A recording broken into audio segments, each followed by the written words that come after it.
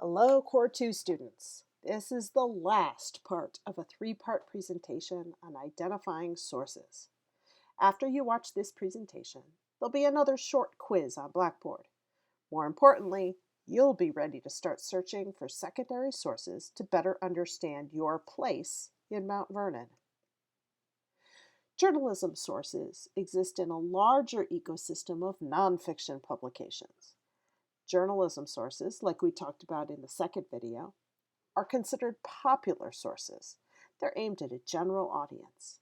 There are other kinds of sources that are aimed at an increasingly specific and narrow audiences. We're going to go over them now. In addition to this presentation, on Blackboard you can find a video that carefully defines scholarly and non-scholarly sources. That overview will be really useful as we move on. Feel free to pause here and go check it out. It's cool. I'll wait. Note as we move on that scholarly and academic are synonyms here. A scholarly source and an academic source are the same. They are writing by scholars, aka academics, about their research. I'm going to show you three sources. Each one is a good example of one of these categories. The three sources are available on Blackboard. I encourage you to look at them alongside this video.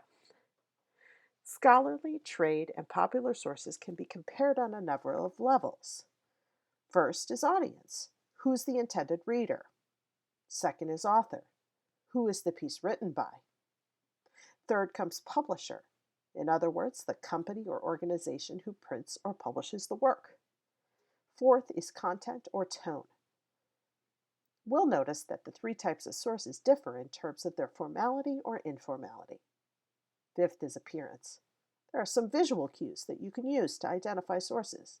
Sixth is the review process, the means by which a publication decides to accept or reject a piece of writing. And finally is the use of citations or outside sources. Let's start with this article, Jamelle Bouie's article, The Deep, Troubling Roots of Baltimore's Decline. This piece, written in 2015, examines how Baltimore's continued history of segregation helped create the context of the 2015 uprisings. I really encourage you to read it. It's a smart piece. At the very least, go page through it now. When you look at Bouie's article, you can start to see how to define a popular source. And even a popular source can be well worth using in your research.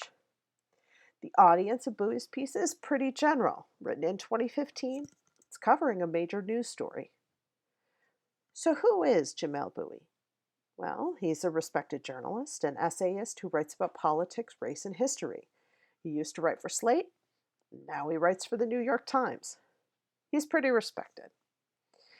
This piece was published by Slate Magazine. It's an online news source known for being politically liberal that covers politics and culture. It's aimed at a wide audience of politically engaged people. The tone of this piece is smart and certainly aimed at an educated audience, but it's not a rarefied audience. You don't need to be an expert to understand Bouie's argument. Let's look at the appearance. There's big pictures, advertisements, lots of links to other articles, including some clickbait. Those are all big clues that this is a popular piece. The review process is the process by which publications assign, accept, and edit works for publication. Reputable news sources carefully edit their articles, not just to improve the writing, but to check the facts to make sure that the articles are accurate. Note then the difference between a reputable news source like this one and a blog post or a personal web page. Those don't go through an editing process, so nobody really checks over them before they're published. That makes them not very reliable. Finally, citations and sources. Note that the journalism sources rarely use footnotes or parenthetical citations to indicate where they got their information from. Instead, they include direct quotes and often interview experts to substantiate their claims. Let's look at another source. Trade sources are a bit more formal and a bit more specific than popular sources. This publication, available on Blackboard, is an article for the Maryland Bar Journal by Garrett Power. In the article, Power shows how some of Baltimore's most respected attorneys and jurists were instrumental in creating segregation policies in the city.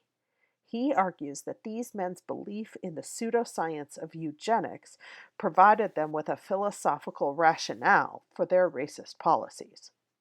Interestingly, if we were to ask who is to blame for Baltimore's history of segregation, Power names names.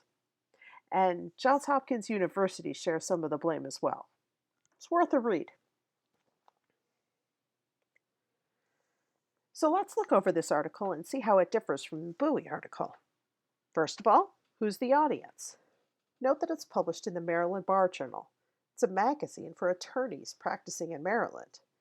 In other words, the audience here is lawyers, rather more specific than the general audience for Bowie's article. So who's Garrett Power? He's also an attorney, a former law professor at the University of Maryland. He's also a known expert on the history of segregation in Maryland. So he's an expert writing for other experts. We mentioned the Maryland Bar Journal.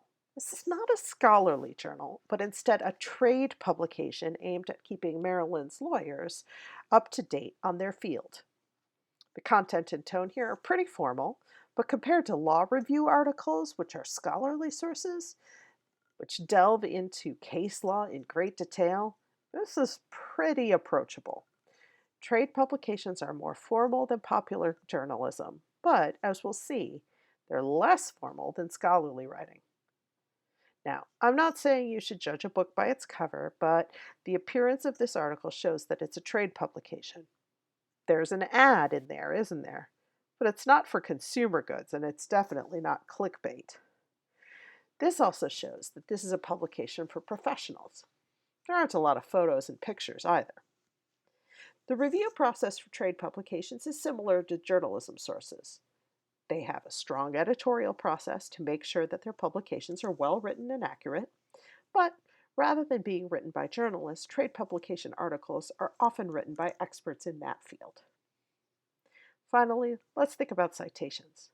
We don't see a big long bibliography here. There aren't footnotes or other citations. That said, everything is pretty carefully backed up with facts and quotes from primary sources. This may not be scholarly, but it's substantive. Finally, the last piece I want you to look at is Lillian Knorr's article, Divided Landscape, the Visual Culture of Urban Segregation.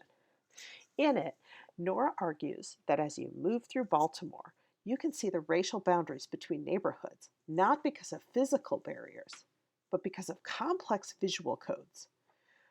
Knorr looks at things like street art, landscaping, and commercial zones to see the ways that neighborhoods are coded in racialized ways. Once you read it, you'll never see Baltimore the same way again.